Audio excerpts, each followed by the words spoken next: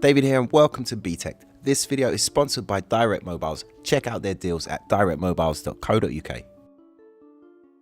You've probably heard the name Huawei in the news for all the wrong reasons at the moment, but despite this, the tech community is patiently waiting for their next flagship release, and for good reason. The Huawei P40 Pro is expected to launch within the next couple of months with what could possibly be the most advanced smartphone camera that we've ever seen. The Huawei P series phones always impress by pushing the boundaries of smartphone photography. Last year's P30 Pro amazed people with its 5x periscope style optical zoom and really impressive low light abilities. The P40 series is due to be unveiled in early March in an event in Paris, just like the P30 and the P20 series.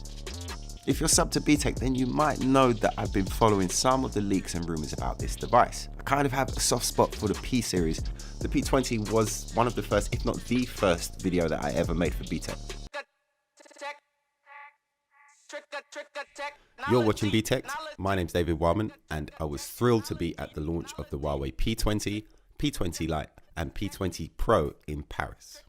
This is a phone we're really excited. Yeah, my style was quite wooden back then, and some would argue that it kind of still is, but I do like to think it has evolved a little bit. But anyway, I was given a P20 Pro at the launch and let loose around Paris, and just remember being utterly blown away by the night mode of this camera. That phone was a little bit of a game changer when it came to photography. So with the P40 Pro just around the corner, here is everything that we know so far about this device. Evan Blass recently posted images of exactly what the P40 and the P40 Pro will look like, and these images give us the camera's focal length and f-stop information. We are expecting to see a new Sony-made 50 megapixel sensor, possibly with the same RYYB color filter layout as their previous flagships, giving the cameras good ISO performance at extremely high values. There should be a 40 megapixel ultra wide angle camera, possibly the same cine style 40 megapixel sensor that they have in the Mate 30 Pro.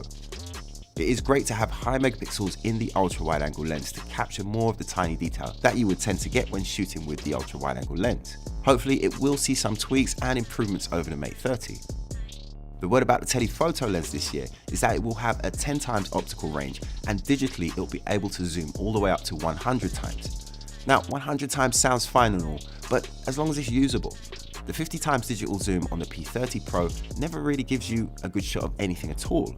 Everything is just a blur more or less. So for me, 100x will only be impressive if it can give me a relatively clean shot. I guess you could argue that this is where more megapixels would be more useful, but we think that we're getting a 12 megapixel sensor with the periscope zoom.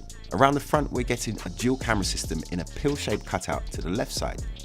Now, pill-shaped cutouts, circular cutouts, any kind of cutout on my screen I find distracting, and I would really prefer a notch over these kind of screen cutouts. But that's just me. But every now and again, it kind of catches my eye, and for a split second, I think there's a dead spot on my screen or something. This one seems to be quite large as well. Despite that, I don't think that we're going to get any kind of 3D face unlock tech inside there. I'm hoping I'm wrong about that, but as far as the cameras go, we should have an ultra wide angle lens and a wide angle. Although I'm not in love with that screen cutout, what I am in love with is the idea of curves on all four sides of the screen, which we expect to see on the P40 Pro. I think this is one of those things that when you see it face to face, it'll be much easier to appreciate. And I think it could be one of the best looking devices around. Elsewhere on the P40 Pro, we're expected to see a 5000 mAh battery that will charge at a speed faster than ever before. We're hearing that it could charge at 65 watts. As for the P40, it does seem that Huawei have opted to go down the route of offering a device that is slightly less capable and has a smaller form factor, rather than producing one device but in two sizes. For me, the P30 is a highly underrated phone, really only lacking the time-of-flight sensor from the P30 Pro, and delivering pretty much the same experience just in a smaller package and without the curved screen. The P40 seems like it will be down again on sensors when compared to the P40 Pro, and will lack the fancy four-sided curve. But no doubt it will be cheaper than the Pro, and I think this will be a very good handset regardless. For the software, we expect the latest version of EMUI 10. Now, I've been using this EMUI 10 for a few months now on the P30 Pro, and I've just updated it onto my Mate 20 Pro as well, giving the device a whole new lease of life. The Mate 20 Pro is a great device, and now it just feels like new. EMUI 10 is a beautifully designed piece of software, a great visual redesign from EMUI 9. Everything is new here. It now has much cleaner and more organized appearance. Icons have a more modern look and there is slightly more space in between them, making it easier to find the one you want. It's great to have a system-wide dark mode, and even the camera app gets a new look. Expect the processor to be the Kirin 990 5G chipset. It'll be interesting to see if they offer a non-5G version. There's no word on how much RAM it will have, but that is quite normal with specs leaks as it can vary from region to region. But of course there is the fact that none of these handsets will come pre-installed with Google services, thanks to the ongoing US ban on Huawei. But rather than just release the phone anyway, which is what they did with the Mate 30 Pro, this time we should see replacements for the Google services from Huawei. They've invested millions worldwide, incentivizing developers to create versions of the apps that we expect and that can be installed on Huawei devices. It is a big step for Huawei and nobody is really sure how this is going to turn out for them. But with these handsets release dates just around the corner, it won't be too long until we find out. Being somebody who loves photography, I really hope that we don't miss out on the P40. Either way, I plan to be at the launch, so make sure you're subbed to BTech as I'll have videos out as soon as I get my hands on them.